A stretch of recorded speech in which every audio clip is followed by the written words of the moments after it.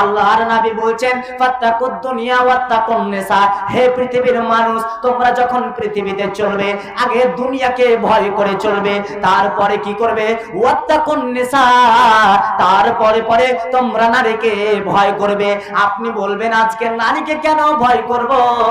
বিশ্বনবী বলেছেন নারীরা হচ্ছে জাহান্নামের লোকরি, নারীরা বেপরদা হয়ে চলবে, ওই নারী বাজারে ঘুরবে, ওই নারী ঘাটে ঘুরবে, ওই নারীকে আল্লাহর নবী বলছেন তারা হচ্ছে জাহান্নামের লোকরি, কাজেই তোমরা তাকে দুনিয়াতে ভয় করে চলো, নচিত তোমরা যদি তাকে ভয় করে না চলো তাহলে তোমরা জান্নাত পাবে না, আল্লাহর জান্নাতে তোমরা প্রবেশ করতে পারবে না।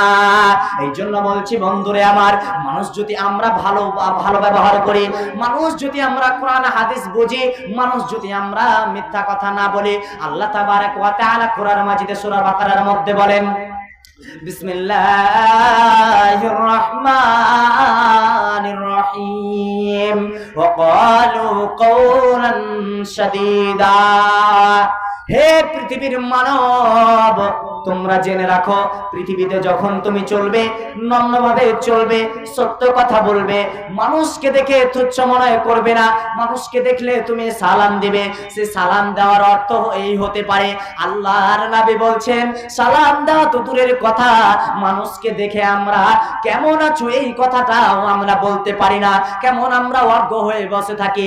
এই জন্য তো বিশ্বনবী বলেছেন আপনার সন্তানকে যদি আপনি মরে যান, একটা আলেমা করে মরে যান, একটা হাফিজা করে মারা যান, একটা সাদকা দিয়ে মারা যান, তাহলে ওই নাকি আপনার কবরে পৌঁছাতে থাকবে রে বন্ধু আমার। বিশ্বনবী বলছেন আজকে দুনিয়া ভি একটা আমি কথা বলি তাহলে বুঝতে পারবেন, পৃথিবীতে যখন আপনার সন্তানকে আপনি বড় করে দিলেন, আপনার সন্তান সাবালক হয়ে গিয়েছে, আপনার সন্তানের ভিতরে কোরআনের জ্ঞান নেই, আপনার সন্তান মোবাইল ছাড়া কিছুই বুঝে না, আপনার ছেলে মেয়ে ছাড়া কিছুই বুঝে না, অনুরূপ আপনার সন্তান যখন আপনি বৃদ্ধ হয়ে যাবেন, যখন আপনি বুড়িয়ে যাবেন, যখন আপনার বয়স প্রাপ্ত হয়ে যাবে, তখন আপনার সন্তান ওই সন্তান আপনাকে দেখবে, এই কথা বিশ্বাস হতে পারে না। এই জন্য বিশ্বনবী বলছেন ইয়াদউ লাহু ওয়ালাদুন ইয়াদউ লাহু, তোমার সন্তানকে সুশিক্ষিত করে গড়ে তুলো। একটা যদি তোমার সন্তান আলিম হয়, তোমার মেয়ে হাফিজা হয়, তোমার মেয়ে আলিমা হয়, তাহলে তোমাকে দেখবে এই কথা আমি নবী আমার বিশ্বাস হতে পারে। কিন্তু একটা বাচ্চা, একটা ছেলে যখন সাবালক হয়ে যায়, সেই তোমাকে দেখবে এই কথা বিশ্বাস হতে পারে না।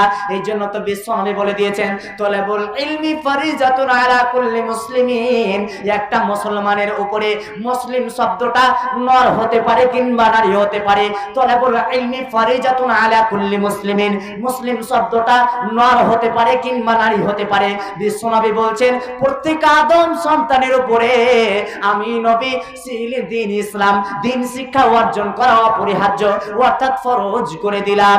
অনুরূপ বিশ্বনবী বলছেন তাফসীর ইবনে কাসিরের মধ্যে পাওয়া যায়, সূরা আনফালের তাফসীরে পাওয়া যায়, বিশ্বনবী বলছেন শুনো শুনো শুনো মুসলমান, যে এরকম আল্লাহ তাবারক ওয়া তাআলা তোমাদের উপরে 5 ওয়াক্তের সালাত ফরজ করেছে রে, অনুরূপ আমি নবী তোমাদের উপরে ওই রকম দ্বীন শিক্ষা অর্থাৎ কোরআনকে জানার জন্য, দ্বীনকে জানার জন্য আমি নবী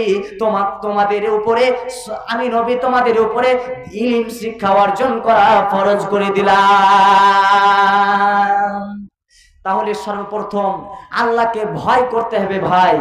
আল্লাহকে যদি আজকে আমরা ভয় না করি, পৃথিবীতে আমরা নাকাম হয়ে যাব। এইরকম নাকাম অবস্থায় যদি আমরা মৃত্যুবরণ করি তাহলে আমাদের কি হবে? দেখেন আমি একটা বদরের যুদ্ধের ঘটনা বলি তাহলে বুঝতে পারবেন। বিশ্বনবী সাল্লাল্লাহু আলাইহি ওয়াসাল্লাম যখন বদরের প্রান্তে যাবে, এমন সময় বাড়ি থেকে বের হচ্ছেন, মা আয়েশা রাদিয়াল্লাহু তাআলা আনহা আল্লাহর নবীকে ডাকছেন, ও আমার নবী সাল্লাল্লাহু আলাইহি ওয়াসাল্লাম, আপনি আমাকে আজকে বলে দেন আপনি কোথায় যাচ্ছেন? বিশ্বনবী বলছেন আমি যুদ্ধের প্রান্তে যাচ্ছি। বিশ্বনবী বলছেন, আয়েশা বলছে, ও নবী তুমি তো আজকে যুদ্ধের প্রান্তে যাচ্ছ, কিংবা তুমি যেখানেই যাও না কেন তুমি তো আজকে সকালবেলা কোরআন তেলাওয়াত করনি। মা আয়েশা রাদিয়াল্লাহু তাআলা আনহা বিশ্বনবীকে বলছেন, নবী, একজন নবী মানুষ, যেই মানুষের সমতুল্য পরিমাণ কেউ হতে পারে না, সেই মানুষকে মা আয়েশা রাদিয়াল্লাহু তাআলা আনহা বলছেন, নবী, তুমি তো কোরআন তেলাওয়াত করনি, তার আগেই তুমি যুদ্ধের প্রান্তে চলে যাচ্ছেন কেন? কিন্তু আজকে দেখেন ভাই, আমরা দিন শিক্ষা ইলম অর্জন করি না, আমরা সালাত আদায় করি না, কিন্তু বিশ্বনবী বলছেন, ভাই, মান তারাকা সাল্লু সালাতান মুতাআম্মিদান ফাকাদ কাফারা, যেই ব্যক্তি ইচ্ছাকৃত এক ওয়াক্তের সালাত ছেড়ে দেয় সেই ব্যক্তি কাফের। ভাই, আজকে আপনি আমি কি করে মনে রাখতে পারি যে এই রকম অবস্থা যদি আমাদের হতে থাকে, পৃথিবীতে আমরা তো নাকাম হয়ে যাব, যদি নাকাম হয়ে মৃত্যুবরণ করি আল্লাহর জান্নাত আমরা পাবো, এই কথা তো আপনার আমার মনে ওঠে না।